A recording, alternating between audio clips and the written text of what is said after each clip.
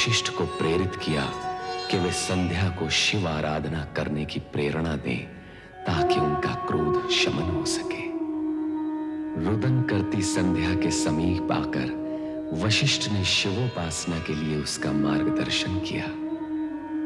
उसकी कठोर तपस्या से प्रसन्न होकर भगवान शिव प्रकट होते हैं तथा उसे इच्छित वरदान देते हैं।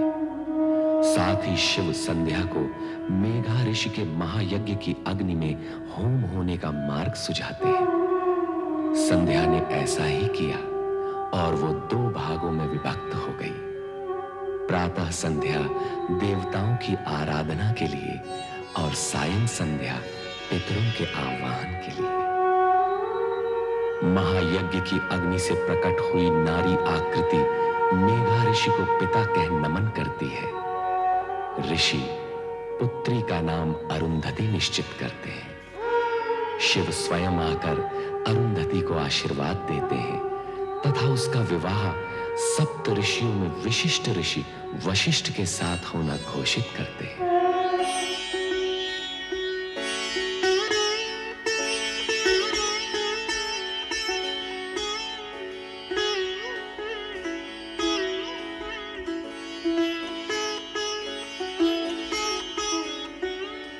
देवी अरुंधति, मेरे जीवन में आनंद की फुहार बनकर आई हो तुम, हर्ष की वर्षा बनकर आई हो तुम, और उससे भी पहले श्रद्धा और भक्ति का सगुण रूप हो तुम।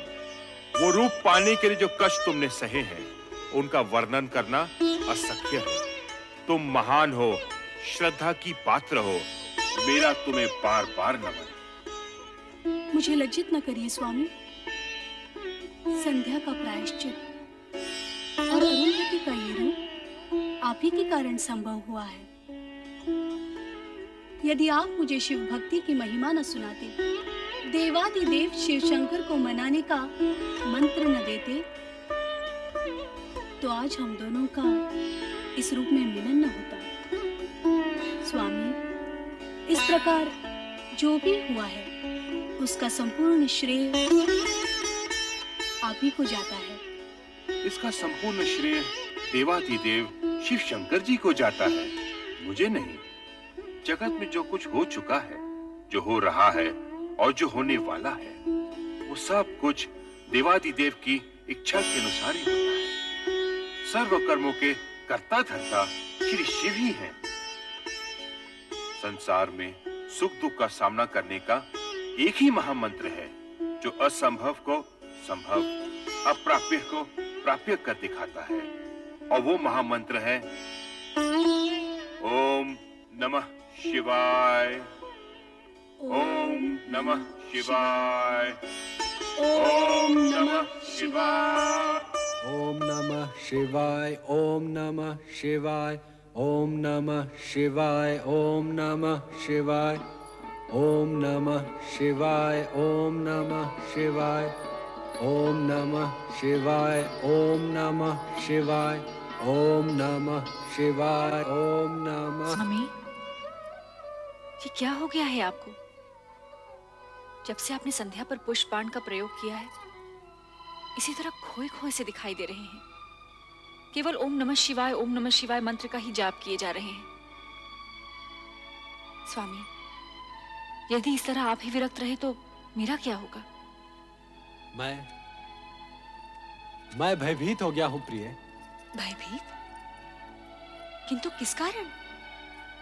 मैंने संध्या पे जो पुष्प बाण का प्रयोग किया था, उसके परिणाम से तो तुम भली भांति परिचित हो। कहीं ऐसा ना हो कि इस परिणाम का प्रकोप मुझे भुगतना पड़े। नहीं स्वामी, आपने तो केवल अपने कर्तव्य का पालन किया है, और कर्तव्य भावना से ऊंचा होता है। निसंदेह ये कोई अपराध नहीं है। परंतु रति, यदि भविष्य में कोई ऐसी अमंगल घटना घटित हो गई तो क्या होगा? नारायण नारायण।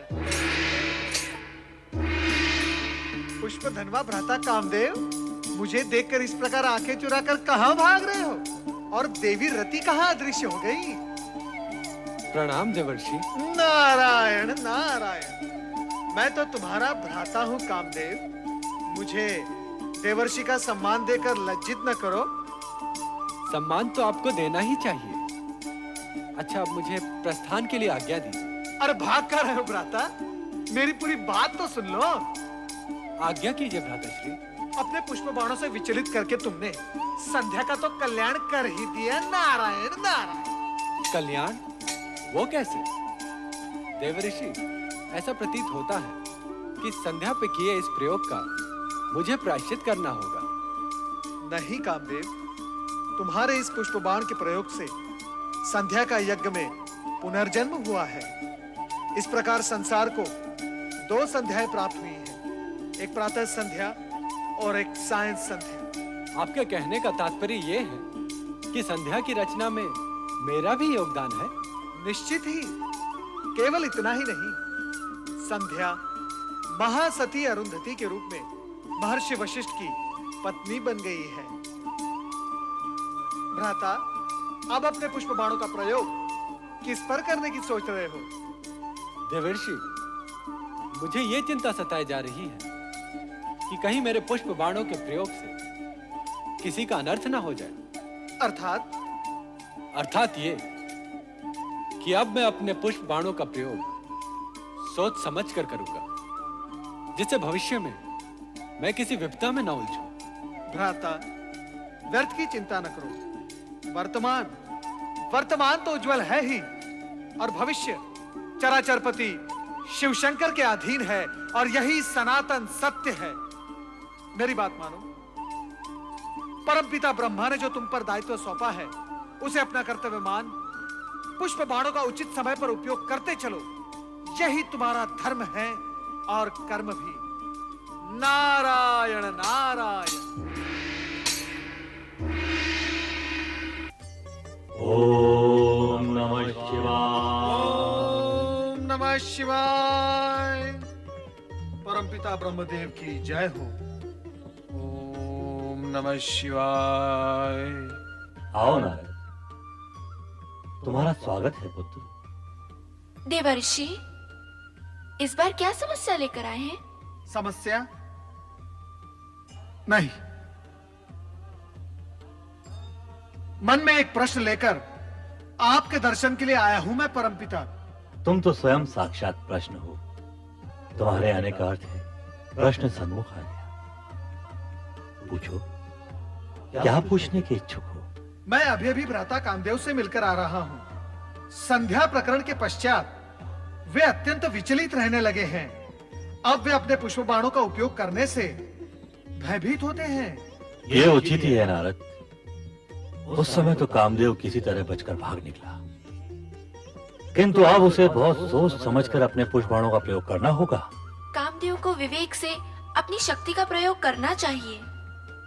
आप सत्य ही कह रही हैं देवी सरस्वती, परंतु कामदेव ने अपने पुष्प बाणों का जो प्रयोग संध्या पर किया था, वो तो शुभ ही रहा। देवी संध्या अब सती अरुंधति बन गई है और ऋषि वशिष्ठ के आश्रम की शोभा बढ़ा रही है। हाँ, सो तो है। भगवान शिव के प्रत्येक कार्य का उद्देश्य उत्तम होता है, चाहे कुछ समय के लिए वो दुखदायी ही क्यों ना दिखाई दे। देवी, मेरे पहले प्रश्न का समाधान तो हो गया, परंतु दूसरा प्रश्न क्या है, वो भी पूछ लो। आपकी पौत्री, मेरी भतीजी दक्ष पुत्री सती बेचारी अपने पिता की इच्छा के विरुद्ध शिव आराधना कर रही है। उसका क्या होगा? शिव आराधना का परिणाम तो कल्याणकारी ही होता है। इस विषय में कभी कोई शंका मन में मत लाओ नारद। परंतु आप भ्राता दक्ष को समझाते क्यों नहीं कि सती की शिव भक्ति का विरोध करना छोड़ दे? ये असंभव है नारद।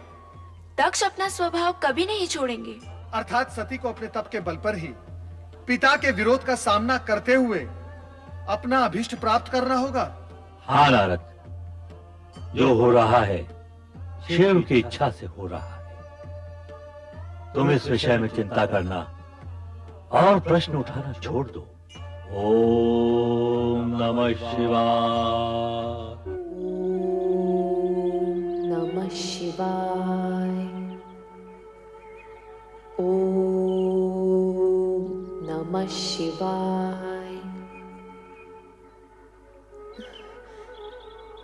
सर्वेश्वर भोलेनाथ, क्या मेरी आराधना में कोई त्रुटि रह गई है या आप मेरी धैर्य की परीक्षा ले रहे हैं, ये मैं नहीं जानती।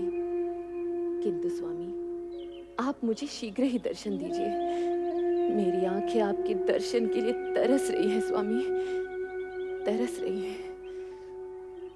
ओम नमः शिवाय। शिव शिव शिव शिव शिव शिव शिव। ओम यहाँ तो किसी की परीक्षा हो रही है और किसी की परीक्षा और आराधना में विघ्न डालना उचित नहीं है नारद। चुपचाप यहाँ से निकल चलो। नमः शिवाय। नारायण भ्राता दक्ष का महल तो सूना पड़ा है, कहाँ गए होंगे सब लोग? चलो नारद, भावज वीरणी के कक्ष की ओर, कदाचित वहां भेंट हो जाए। नारायण नारायण।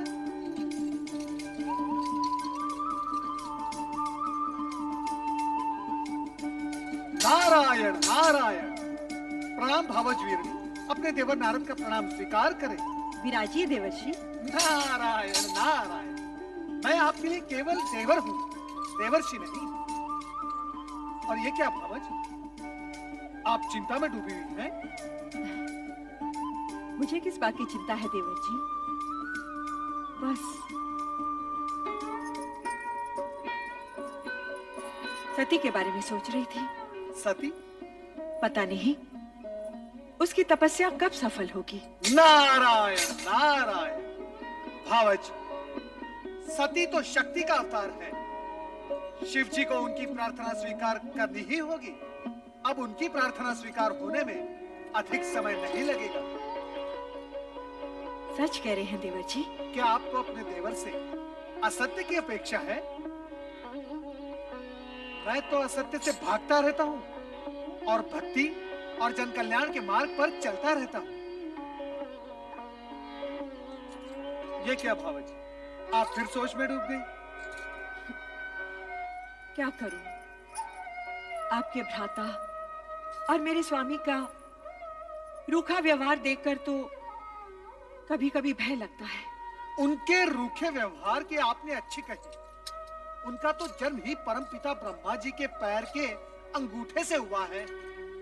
वो तो हर भली वस्तु को ठोकर मारने की सोचते रहते हैं। नारायण नारायण। और भगवान शिव जी का नाम लेते ही वो शिव शिव शिव शिव। भगवान भोलेनाथ उनको सद्बुद्धि दे, इतना ही मैं कह सकता हूँ। महाराज की जय हो। लो, जिनका नाम लिया वो पधार भी गए। अब मैं चलता हूँ। ठहरिए ना देवर जी, तनिक आप ही इन्हें समझाइए। शिव शिव शिव शिव शिव। क्या ये हठी जीव समझाने से समझने वाले हैं? नारायण नारायण। अरे नारद जी, आप? नारायण नारायण। भ्राता नारद कहिए ना भैया। आपके मुख से भ्राता शब्द सुनने के लिए ही तो मेरा आगमन यहाँ हुआ है। कहिए भ्राता नारद, कैसे हैं आप? तो चारों ओर भ्रमण करते रहते हैं। आपने हमारी शिव की धुन में खोई बेटी को भी कहीं देखा होगा। अब आप ही बताइए, क्या एक राजकुमारी को ये पागलपन शोभा देता है? आप उसे समझाते क्यों नहीं कि वो ये बचपना छोड़ दे? अब वो विवाह के योग्य हो गई है। नारायण नारायण। वो विवाह के लिए ही तो शिव आराधना कर रही है। क्या आप इतना भी नहीं समझते? उसकी आराधना सफल होगी, भगवान भोलेनाथ के साथ उसका विवाह होगा। इसमें आपको संदेह क्यों हो रहा है? नारायण नारायण।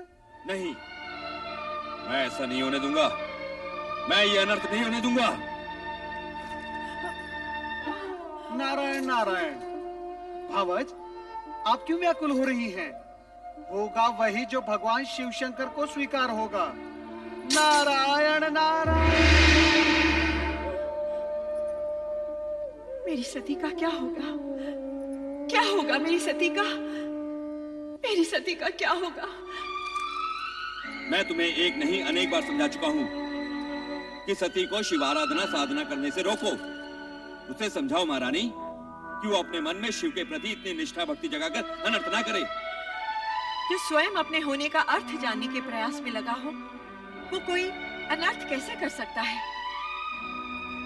और रही बात सती को शिव की आराधना उपासना करने से रोकने की, तो स्वामी आराधना, उपासना, निष्ठा ये तो मन की भावनाएं होती हैं, और भावनाओं पर भला कोई कैसे अंकुश लगा सकता है? ये सब कहकर तुम हमारी अवज्ञा कर रही हो महारानी। मैं ऐसी धृष्टता कैसे कर सकती हूँ? धृष्टता? धृष्टता नहीं तो ये हमारी आज्ञा का पालन भी नहीं। महारानी, मां होने के नाते अपनी संतान का शुभ अशुभ सोचना तुम्हारा कर्तव्य है, तो पथ भ्रष्ट होने पर उसे उचित मार्ग दिखाना तुम्हारा धर्म भी है। आप संभवतः उचित कह रहे हैं स्वामी, परंतु हमारी सती ना तो कोई अशुभ कार्य कर रही है और ना ही वो पथ भ्रष्ट हुई है। वो वही कर रही है जो उसके ज्ञान के अनुसार उचित है। तुम्हारा तात्पर्य है कि सती इस योग्य हो गई है कि उसे ज्ञान अज्ञान का बोध होने लगा है? नहीं महारानी नहीं, तुम्हारी ये सब बातें बुद्धिमता का परिचय नहीं दे रही। मैं आपके समान बुद्धिमान नहीं स्वामी, किंतु इतनी बुद्धिहीन भी नहीं कि तुम्हारी बुद्धिमता के दर्शन तो इसी सत्य में हो रहे महारानी कि अपनी अन्य युवा कन्याओं की अपेक्षा तुम्हें केवल सती की चिंता अधिक रहती है। तुम्हारी ममता, नेह, स्नेह सती के प्रति अधिक है। ये आपका भ्रम है स्वामी, सत्य नहीं। शरीर को अपने प्रत्येक अंग से एक सा मोह होता है, पुष्पमाला को अपने प्रत्येक पुष्प से एक सा स्नेह होता है, मुझे भी अपनी हर संतान से एक सा।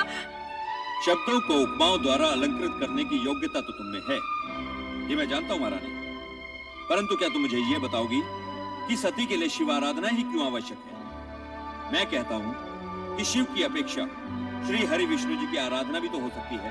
हो सकती है, परंतु केवल श्री हरि विष्णु की आराधना करने वाला शिव जी का प्रिय भक्त नहीं हो सकता। उसी प्रकार शिव जी की आराधना करने वाला श्री हरि विष्णु का परम भक्त नहीं हो सकता। श्री हरि विष्णु और शिव जी दोनों ही एक दूसरे के पूरक हैं। इस हेतु श्री हरि विष्णु की उपासना करने वाले पर भोलेनाथ सदा प्रसन्न रहते हैं, और अजर अमर सदाशिव की उपासना करने वाला श्री हरि विष्णु की कृपा का पात्र होता है। महारानी, हमने तुमसे सती के मन में विवेक जगाने की बात कही थी, और उत्तर में तुमने ज्ञान भक्ति का पूरा अध्याय सुना डाला। परंतु एक सत्य ध्यान पूर्वक सुन लो महारानी, कि हम सती की शिव भक्ति का विरोध करते हैं और करते रहेंगे। हम उसका गुणगान कभी नहीं सुन सकते। हमें शिव से घृणा है, घृणा।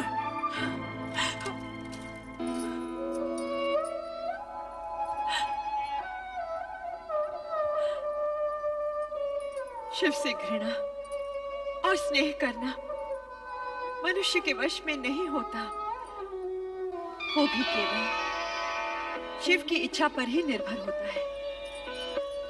ओम नमः शिवाय, ओम नमः शिवाय, ओम नमः शिवाय। इष्ट एक दूसरे के प्रति समर्पित भाव प्रकट करते हैं।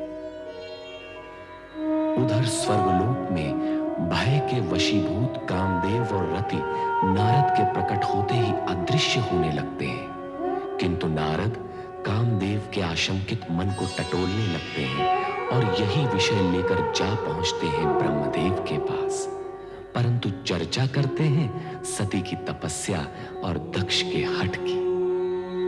समाधान न होने पर नदी तट पर शिव आराधना में रत सती के समीप पहुंचते हैं।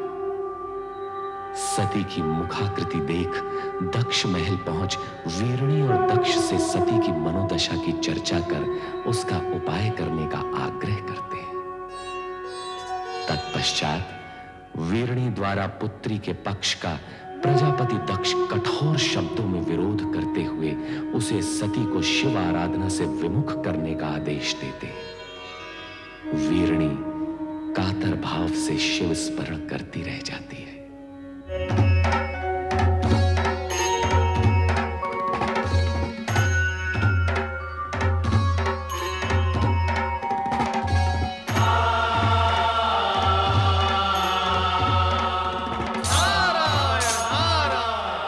देवादिदेव सदाशिव के चरणों में नारद का प्रणाम।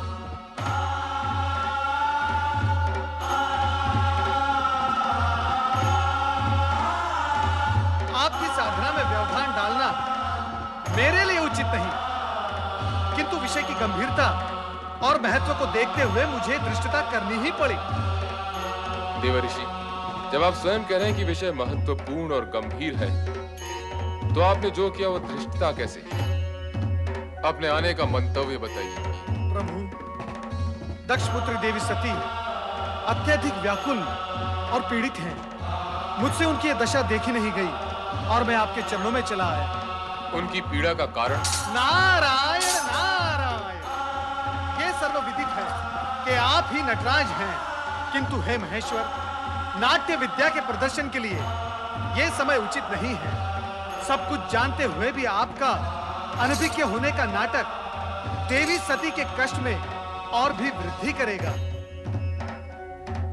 आप तत्काल ये बताने की कृपा करें कि देवी सती और आपके विवाह के बीच भ्राता दक्ष का विरोध रूपी विघ्न जो आ रहा है, उसे विफल कैसे किया जाए, उसका उपाय क्या है? किसी भी प्रकार की दुविधा की स्थिति में नंदाव्रत की कन्याओं की कामना पूर्ति का सर्वोत्तम उपाय है। हे देवऋषि, अब ये मत पूछ बैठेगा कि नंदाव्रत क्या है। हे देवेश्वर, आश्चर्य है, सृष्टि का भार स्वयं पर लिए हुए भी आप विनोदपूर्ण वार्तालाप कैसे कर लेते हैं? नारायण नारायण। देवी सती की आराधना का परिणाम क्या निकलेगा, यह जानना मेरे लिए तो असंभव है, किंतु हे महेश्वर, आपकी लीला आप ही जाने।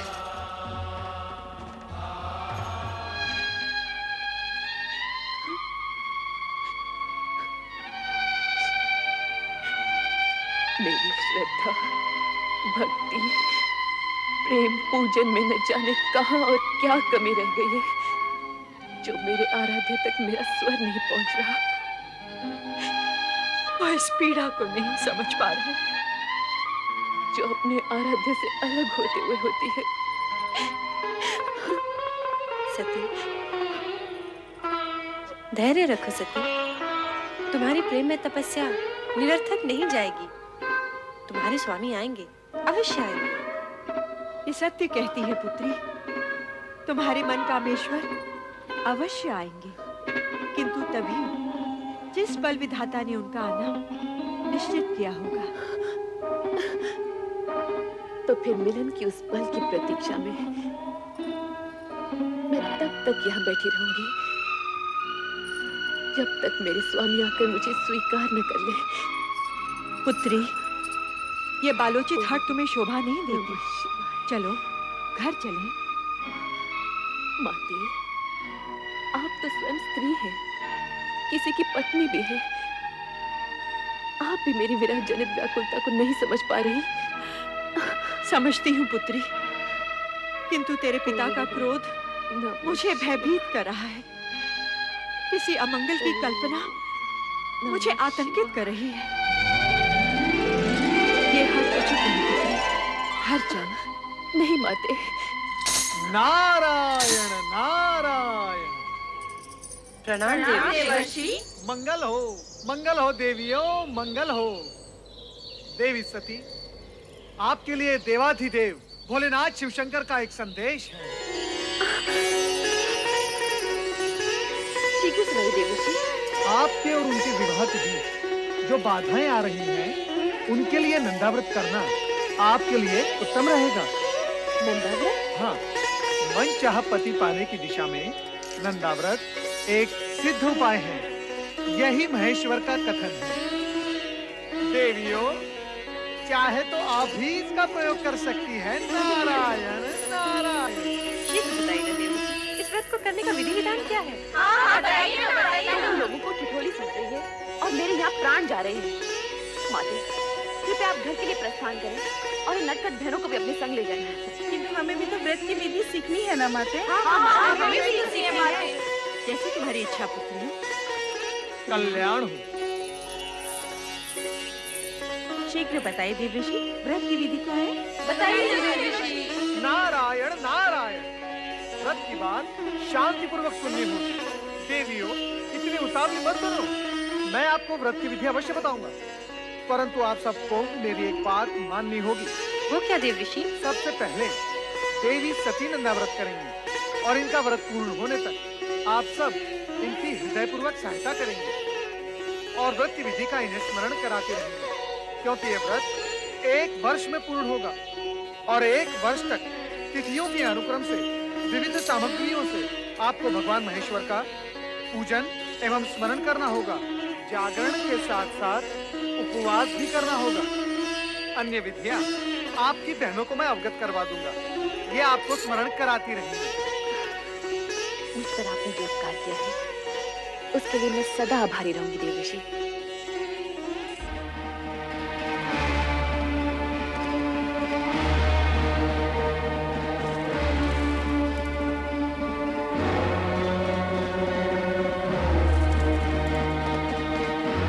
सुलेखा, सुलेखा, जी महाराज। तुम्हारी स्वामी कहाँ गई हैं? वो नदी स्नान को गई है महाराज। नदी स्नान? वो भी इस कुबेला में? नहीं नहीं, कदाचित वे राजकुमारी सती के साथ हैं। वो तो वहाँ नीचे जाती ही है ना। स्वामी नहीं आ गई महाराज। ठीक है, तुम जा सकती हो। महारानी, सती कहाँ है? वो अपनी बहनों के साथ संध्या भ्रमण के लिए गई है। संध्या भ्रमण? हाँ, या नदी भ्रमण? हम सभी नदी तट पर थे, मैं, सती और उसकी बहनें। परंतु महारानी, मेरी अन्य पुत्रियां और तुम तो आ गई हो। सती को अकेली कहाँ छोड़ आई? मैं जानता हूँ महारानी कि सती वहाँ क्या कर रही होगी। वो वहाँ शिव नाम के खिलौने बनाकर उनके साथ खेल रही होगी। स्वामी, ऐसी बातें मुख पर न लाइए। शिव के प्रति सती की भावना को खेल न कहिए। महारानी, ये माना कि सती की आयु अभी उचित अनुचित का भेद करना नहीं जानती, परंतु तुम उसे प्रोत्साहन दे रही हो। तुम उसे जानबूझकर ऐसी दिशा की ओर जाने की अनुमति दे रही हो जहां दुख ही दुख है, कांटे ही कांटे हैं। स्वामी, यदि आप उसके पिता हैं, तो मैं उसकी माता हूँ। मैंने 9 महीने उसे गर्भ में रखा है, पालन पोषण करके बड़ा किया है। क्या मैं अपनी पुत्री को सुखी देखना नहीं चाहती? महारानी, यदि ऐसा होता तो तुम स्वप्न में भी अपनी पुत्री के लिए ऐसे पति के विषय में ना सोचती जो गृहस्थ धर्म का पालन करना ही नहीं जानता, जो पर्वत श्रृंखलाओं पर बैठा भभूति रमाए बागंबर लपेटे अपने भयंकर गणों के साथ योगियों जैसा जीवन व्यतीत कर रहा हो। ठीक है महारानी, ठीक है। मैं अभी इसी समय सती को बलपूर्वक यहाँ ले आता हूँ। नहीं स्वामी, नहीं। मैं आपसे हाथ जोड़कर विनती करती हूँ, विधाता के लिखे को चुनौती मत दीजिए। सती की साधना भंग करके पाप के भागी मत बनिए। आपका ये एकमात्र पाप आपके जीवन भर के पुण्यों का फल आपसे छीन लेगा। आप चिंता छोड़िए स्वामी, और परिस्थितियों की नौका को समय की धारा में छोड़कर निश्चिंत हो जाइए और सती को उसकी आराधना करने दीजिए। स्वामी, सती को उसकी आराधना करने दीजिए।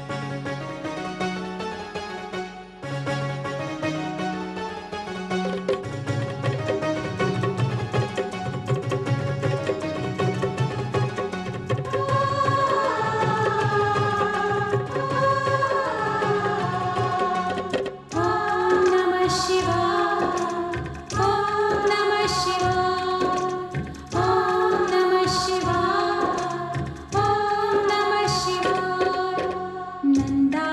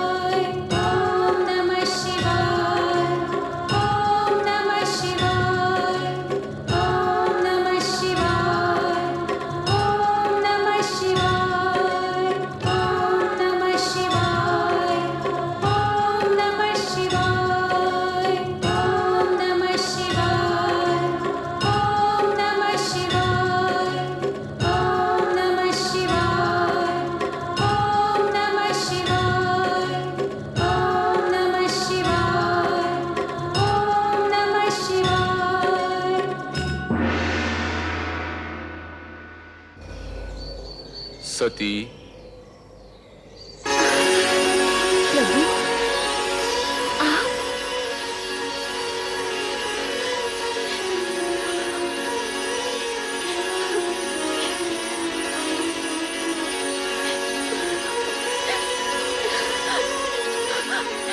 स्वामी, स्वामी, मैं आपके दर्शन पाके धन्य हो गई स्वामी।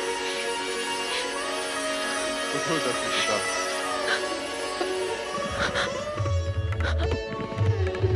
समर्पण एवं निष्ठा भाव से किए गए तुम्हारे व्रत से हम प्रसन्न हुए। कहो दक्ष नंदिनी, किस प्रयोजन से तुमने इस कठोर व्रत का पालन किया? कहो अपनी मनोकामना। तुम अभीष्ट वर की अधिकारिणी हो। मुझे अभीष्ट वर प्राप्त होगा ना भगवान? अवश्य होगा। कहो दक्ष पुत्री, क्या इच्छा है? हे सर्वज्ञ सर्वव्यापी अंतर्यामी, मेरे मन का सत्य हमसे छिपा नहीं है। मैंने बाल्यकाल से पति रूप में आप ही की कामना की है। इसके अतिरिक्त और कुछ भी इच्छित नहीं है भगवान। तथास्तु। सती, तुम्हारा और हमारा अभीष्ट भिन्न नहीं है। तुम्हारा अर्धांगिनी रूप ही जगत के लिए कल्याणकारी होगा। मैं धन्य हो गई प्रभु, मैं धन्य हो गई। मेरे अभीष्ट और अपने वरदान की पूर्ति के लिए प्रभु आप शीघ्र ही मेरे पिताश्री से इस संबंध को निश्चित कर विवाह का आयोजन करें। ऐसा ही होगा प्रिय।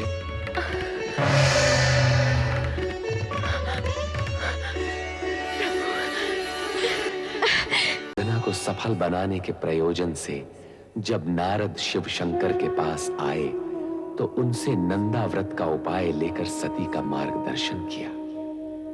व्याकुल सती को नंदा व्रत का मार्ग नारद ने दर्शाया अवश्य, किंतु पिता दक्ष का क्रोध और शिव के प्रति उनका विरोध बाधक सिद्ध हुआ।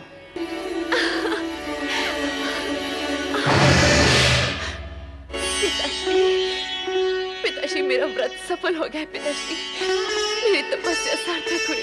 सती, अपनी चेतना में लौटाओ। पिताश्री, मैं तो पूर्ण रूप से चेतन हूँ। मेरी साधना की सफलता ने तो मुझे और चेतन कर दिया है, मुझे और चेतन कर दिया है पिताश्री। सती, प्रलाप बंद करो। अब तो आलाप आरंभ हुआ है पिताश्री। आलाप, दिव्य सुर और मधुर झंकार से पूर्ण आलाप। भगवान शिव ने मुझे अर्धांगिनी स्वीकार करने का वरदान दिया है पिताश्री। मुझे वरदान दिया है, मुझे वरदान दिया है। वरदान? तुम्हें अर्धांगिनी बनाने का? क्या उस भस्म लिप्त देव को हम अपना जामाता बनाएंगे? कदापि नहीं, कदापि नहीं सती। हम ये वरदान फलित नहीं होने देंगे, नहीं होने देंगे।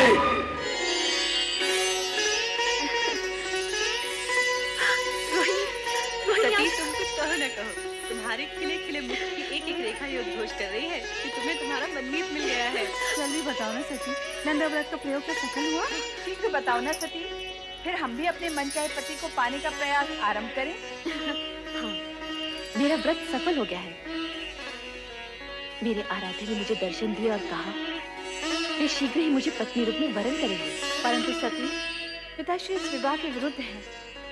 कहीं ऐसा ना हो। शिव जी का वचन मिथ्या नहीं होता बहन। जब संपूर्ण ब्रह्मांड उन्हें सत्यम शिवम सुंदरम के रूप में मानता है, तब उनके मुख से निकले वचन असत्य हो ही नहीं सकते।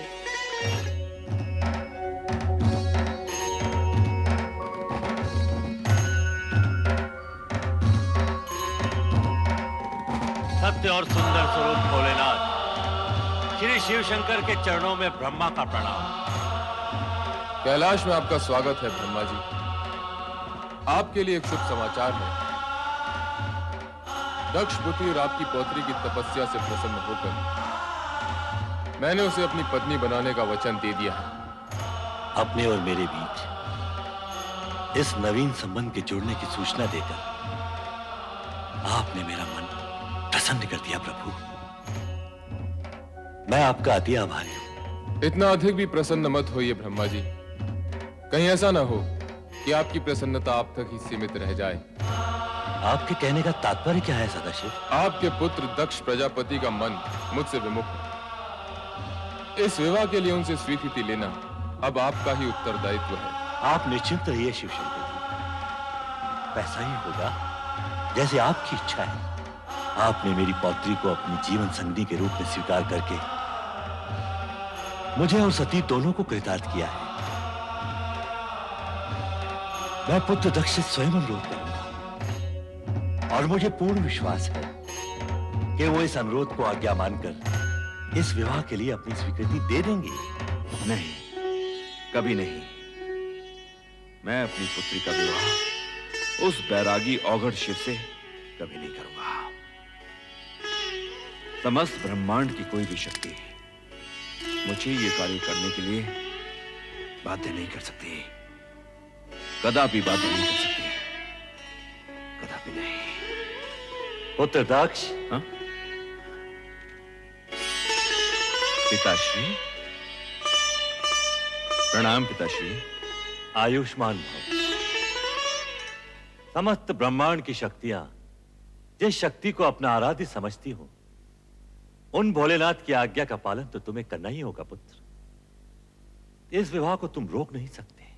पिताश्री, शिव प्रेम के दंश ने सती को तो बुद्धि भ्रष्ट कर ही दिया है, परंतु उसकी मां अर्थात आपकी पुत्र वधु वीरनी की भी मति हर दी है। पिताश्री, अब आप ही समझाइए इन माता पुत्री को। समझाने तो हम तुम्हें आए हैं पुत्र। इस विवाह में बाधक मत बनो, इसे हमारी भी आज्ञा समझो। ये आप कह रहे हैं पिताश्री? हाँ, ये हम कह रहे हैं। ये जानते हुए भी कि राजकुल में जन्मी पली बढ़ी आपकी पौत्री को इस विवाह से केवल कष्ट ही कष्ट होने वाले हैं। तुम्हारा ये सोचना सर्वथा अनुचित है दक्ष। तुम तो एक राजा, मात्र एक राजा। संसार के समस्त राजघरानों की वैभव संपदा को यदि तुम एक पलड़े में डाल दोगे, तब भी भगवान शिव के वैभव और उनकी गरिमा का पलड़ा उससे कहीं अधिक भारी होगा। परमपिता, यदि आपका कहा मान भी लिया जाए तो भी विधि के अनुसार मुझे सती की अन्य बहनों का विवाह पहले करना होगा। उसका विवाह तो तभी हो सकता है जब मैं तुम्हारा अभिप्राय समझता हूं, परंतु सती आदिशक्ति का अवतार है और शिव सती का विवाह विधाता का अटल विधान है। तुम्हारी इच्छा हो या न हो, तुम इसे रोक नहीं पाओगे। मेरा कहा मानो और सहर्ष इस विवाह के लिए स्वीकृति दे दो। स्वीकृति दे दो पुत्र। वत्स दक्ष, स्वीकृति दे दो, स्वीकृति दे दो पुत्र।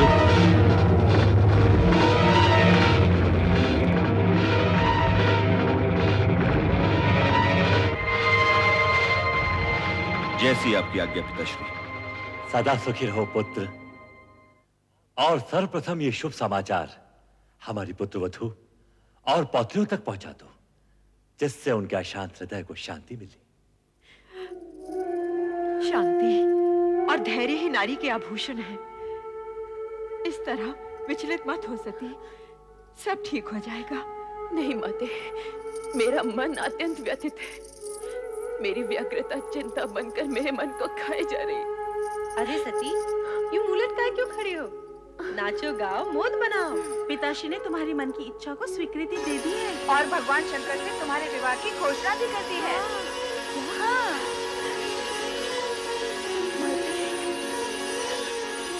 माते, ये क्या सती, जब तुम्हारी तपस्या का फल मिला तो तुम रो रही हो?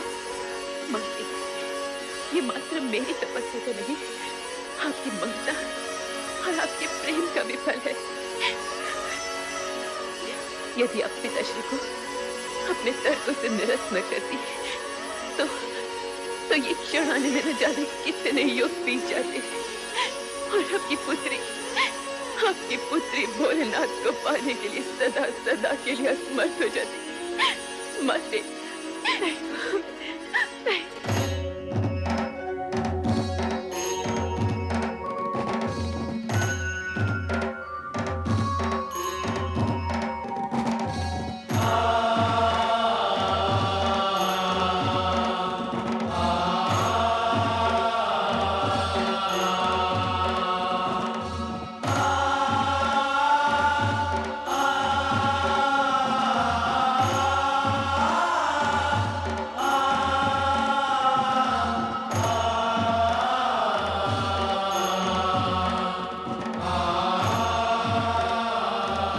नारायण नारायण।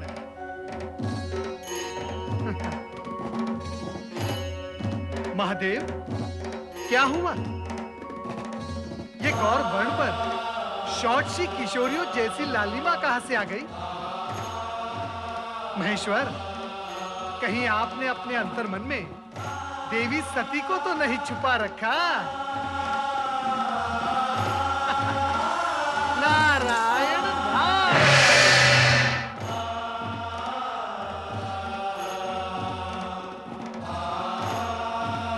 देवादिदेव महादेव के चरणों में प्रणाम। शिव शंभु, उस दिन आपने मुझे एक शुभ समाचार दिया था। आज मैं आपको एक समाचार दे रहा हूं। मेरे पुत्र दक्ष प्रजापति ने आपके साथ अपनी पुत्री का विवाह स्वीकार कर लिया है।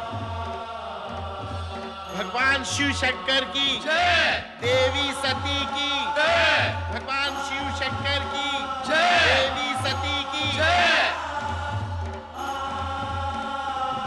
पुत्र नारद, अब मैं उत्तरदायित्व तुम्हें सौंपता हूं कि सभी देवताओं को शिव सती विवाह में पधारने का आमंत्रण देता हूं। अवश्य अवश्य परमपिता, अवश्य। मैं ये मंगल कार्य शीघ्र ही पूर्ण करूंगा। नारायण नारायण नारायण नारायण।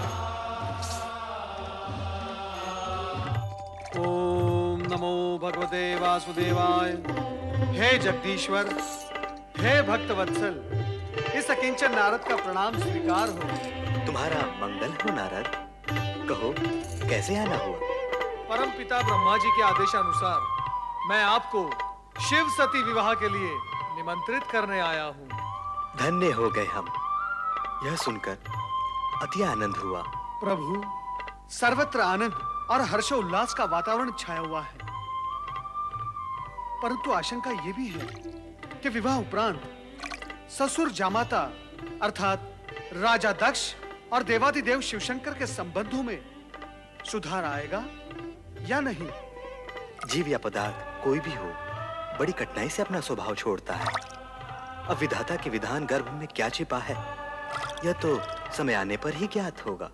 हे सर्वज्ञ, हे अंतर्यामी, सब कुछ जानते हुए भी आप अनभिज्ञ बन रहे हैं। यदि मैं आपसे पूछूं, इस शेष शैया पर देवी महालक्ष्मी कब विराजेंगी, तो क्या तब भी आप यही कहेंगे? विधाता जाने। नारद, सत्य तो यह है कि घटनाक्रम में कुछ नवीन मोड़ आने वाले हैं। उनके बाद ही देवी लक्ष्मी का आगमन संभव है। इस समय का घटनाक्रम ये कहता है कि हम शिव सती, पुरुष और प्रकृति के अद्भुत मिलन का आनंद मनाएं। नारायण नारायण।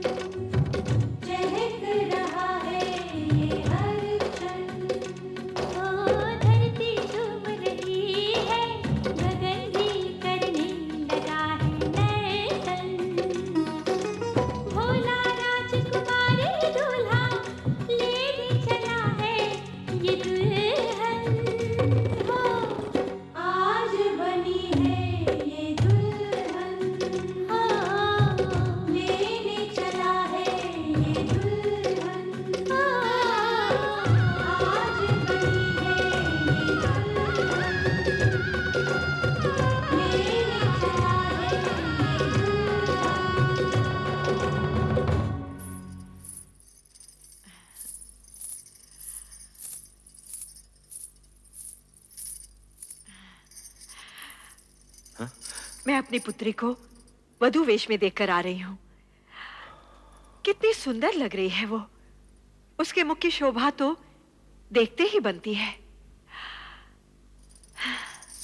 हे प्रभु, मेरी पुत्री का मंगल करना, उसे परम सुख और सौभाग्य देना। ये क्या, आपकी पुत्री का विवाह है और आप प्रसन्न नहीं? नहीं, कदापि नहीं, क्योंकि जो कुछ हो रहा है वो तुम्हारी और पिताश्री की इच्छा से हो रहा है। और मैं जानता हूं कि सती के मुख पर आज जो आभा है वो कल धूमिल पड़ी जाने वाली है। हमारी पुत्री को इस विवाह से केवल दुख और निराशा ही मिलने वाली है। ऐसे अशुभ वचन न बोलिए स्वामी।